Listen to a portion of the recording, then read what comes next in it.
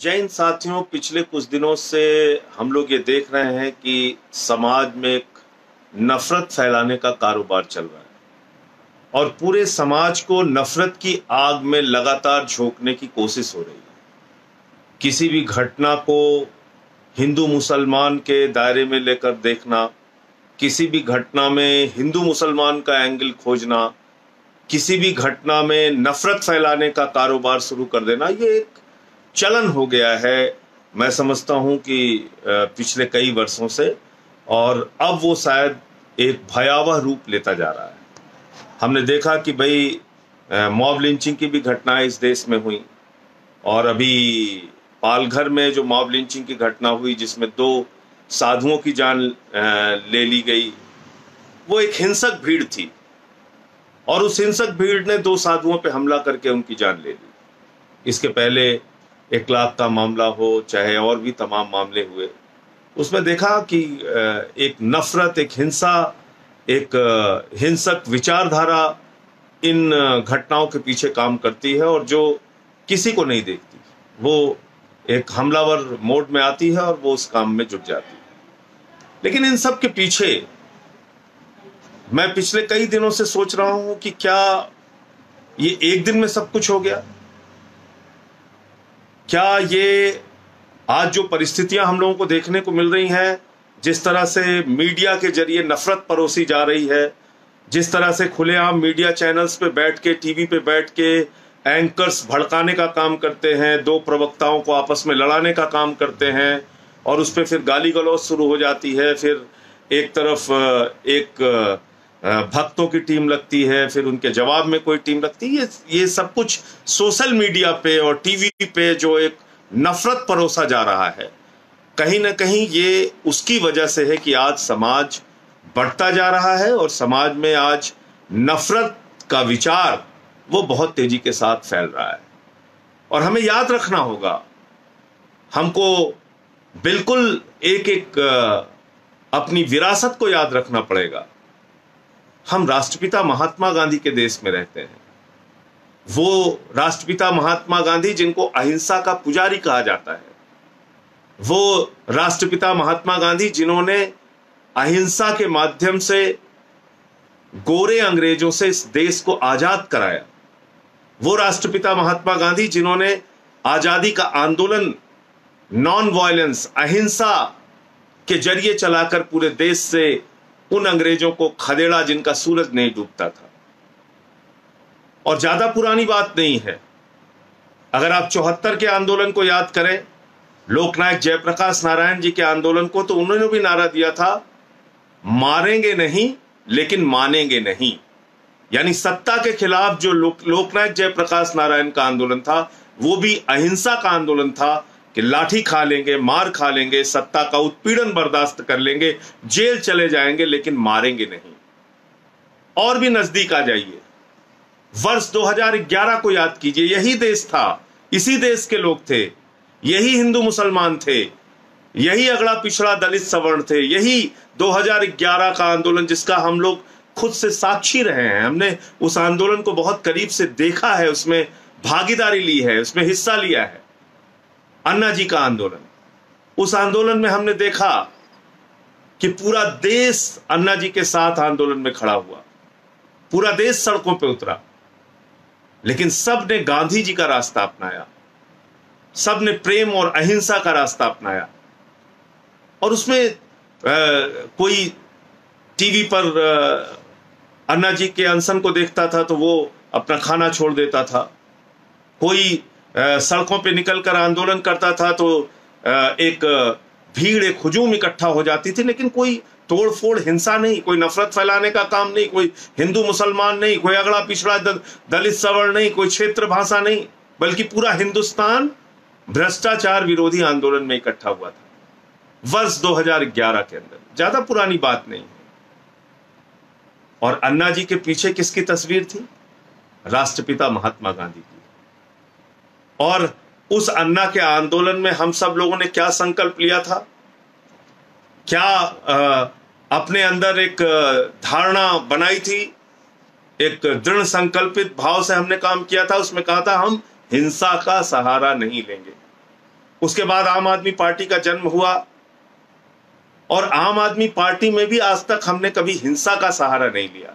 हमने हमेशा हिंसा की, नफरत की राजनीति का विरोध किया है। हमने हमेशा यह कहा है कि नफरत के लिए हिंदुस्तान में कोई स्थान नहीं। ये गौतम बुद्ध का देश है, ये राष्ट्रपिता महात्मा गांधी का देश है, यहां पर नफरत के लिए कोई स्थान नहीं। लेकिन आप देख रहे हैं तमाम चैनल के लोग वो इस वक्त नफरत परोसने का लगातार काम कर रहे हैं।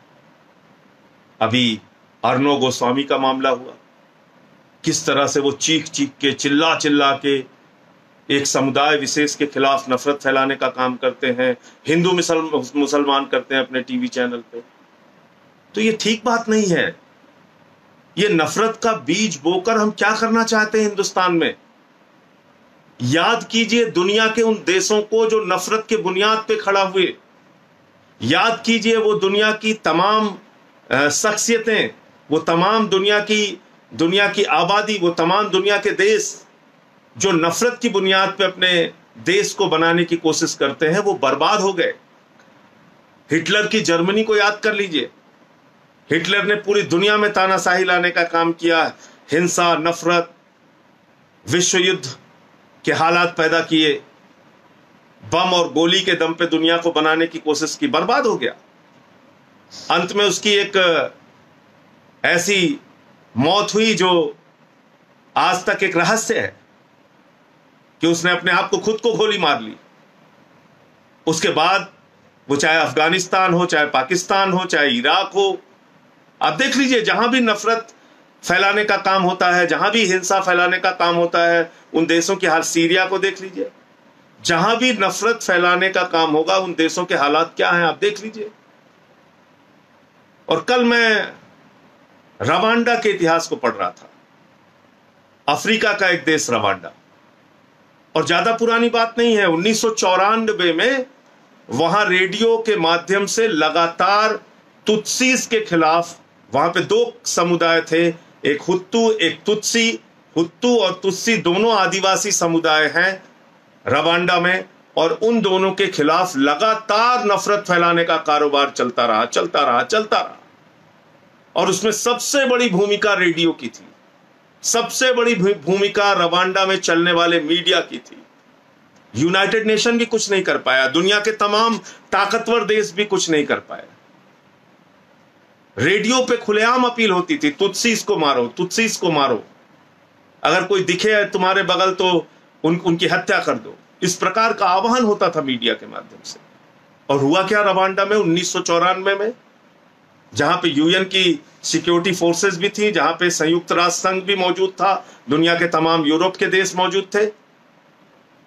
8 लाख लोग उस बड़े नरसंहार में मारे गए। 8 लाख लोग, राष्ट्रपति मार दिया गया, प्रधानमंत्री मार दिया गया। ऐसा हिंसक समाज बना, किसी ने किसी की नहीं सुनी, एक दूसरे के कत्लेआम में जुट गए। हम कैसा देश बनाना चाहते हैं? हम हिंदुस्तान को रवांडा बनाना चाहते हैं? हम हिंदुस्तान को अफगानिस्तान के रास्ते पे ले जाना चाहते हैं? हम हिंदुस्तान को नफरत की बुनियाद पे बनाना चाहते हैं, उस गांधी के देश को जिसने हमें प्रेम और अहिंसा की शिक्षा दी? उस गौतम बुद्ध के संदेश को हम भूल गए क्या, जिन्होंने कहा घृणा घृणा से नहीं, प्रेम से खत्म होती है, मोहब्बत से खत्म होती है, इंसानियत से, भाईचारे से खत्म होती है। और हम अहिंसा के विचारों को भूल के, हम प्रेम भाईचारे के विचारों को भूल के, धर्मनिरपेक्षता के विचारों को भूल के, वसुधैव कुटुंबकम की जो हमारी विचारधारा है उसको भूल के हम आज एक दूसरे के खिलाफ नफरत फैलाने में लगे हुए हैं। ऐसे कोरोना के संकट के समय में, कोरोना का संकट जिससे पूरी दुनिया जूझ रही है, पूरा हिंदुस्तान जूझ रहा है, हर आदमी डरा हुआ है, भयभीत है, ऐसे समय में भी हम लोग नफरत फैलाने में लगे हुए हैं। एक दूसरे से के खिलाफ कितने आग उगल सकते हैं, इस काम में लगे हुए हैं। आपसे निवेदन है, विनती है, हाथ जोड़कर प्रार्थना है, ये मत कीजिए। और इस सब के पीछे विचार कहीं ना कहीं जिम्मेदार होता है, सोच कहीं ना कहीं जिम्मेदार होती है। समाज का नेतृत्व, लोकतंत्र के जो 4 स्तंभ हैं, वो क्या संदेश दे रहे हैं, ये कहीं ना कहीं बहुत महत्वपूर्ण होता है। यही देश था, मैंने कहा 2011 याद कर लीजिए, यही देश गांधी के रास्ते पर चला, अहिंसा के रास्ते पर चला, और यही देश आज 2020 आते आते हम कभी मॉब लिंचिंग के बारे में सुनते हैं, कभी हम दंगे फसाद के बारे में देखते हैं कि एक दूसरे के खिलाफ किस तरह से लोग हिंसक हो गए हैं, मारने काटने पे उतर आए हैं। तो इसलिए कृपा करके नफरत के समाचार सुनना बंद कर दीजिए, नफरत के जाल में फंसना बंद कर दीजिए, ज्यादा से ज्यादा गांधी के संदेशों को, क्योंकि अब तो सोशल मीडिया भी बहुत पावरफुल हो गया है। हर आदमी से अपील है गांधी के विचारों को, भाईचारे के विचारों को, एकता के, प्रेम के संदेश को, भगवान गौतम बुद्ध के संदेश को, ऐसे संदेश जिससे समाज में शांति और अमन कायम हो। आज मैं एक छोटी सी कहानी पढ़ रहा था और उसमें उसका वीडियो भी फिर मैंने लगाया ढूंढ के, और उस कहानी में यह कहा गया है कि भाई उम्मीद का दिया जरूर जलते रहना चाहिए। ये उम्मीद का दिया अगर जलता रहेगा तो वो दिया भाईचारे के, प्रेम के, अहिंसा के, एकता के दिए को जलाता रहेगा और समाज को संगठित रखेगा, एकजुट रखेगा। हिंदुस्तान खूबसूरत इसलिए है क्योंकि यहाँ अलग अलग रंग के फूल एक साथ रहते हैं। हिंदुस्तान खूबसूरत इसलिए है कि एक धर्मनिरपेक्ष राष्ट्र है जहां पर सभी धर्म, सभी जाति, सभी भाषा के लोग, 130 करोड़ हिंदुस्तानी एक साथ मिलकर प्रेम से रहना चाहते हैं। उनको लड़ाने की जो कोशिशें हो रही हैं उनको नाकाम कीजिए और अपने सोशल मीडिया का माध्यम, फेसबुक का, ट्विटर का, व्हाट्सएप का, ये जो माध्यम आपके पास है इसका इस्तेमाल प्रेम और भाईचारा फैलाने में कीजिए। एक तरफ वो लोग हैं जो पेड लोग हैं, जो पैसा दिया जाता है जिनको नफरत फैलाने के लिए, एक तरफ वो लोग हैं जो इस देश में प्रेम, अहिंसा और भाईचारा चाहते हैं। अब आपको ये तय करना है कि नफरत फैलाने वाले जीतेंगे या प्रेम और अहिंसा का संदेश देने वाले जीतेंगे। आप सबसे हाथ जोड़कर विनती है, समाज में एकता, भाईचारे के लिए अपने अपने स्तर पे जो भी आपके पास सोशल मीडिया का प्लेटफॉर्म है उसका इस्तेमाल अपने संदेश देने में कीजिए और समाज से नफरत कैसे दूर हो सकती है इसकी अपील कीजिए। अपने अड़ोस में, अपने पड़ोस में, अपने मोहल्ले में, अपने गली में इस बात का ध्यान रखिए और खास तौर से अपने घर में भी इस बात का ध्यान रखिए कि नफरत का बीज पनपने ना पाए। जय हिंद, इंकलाब जिंदाबाद।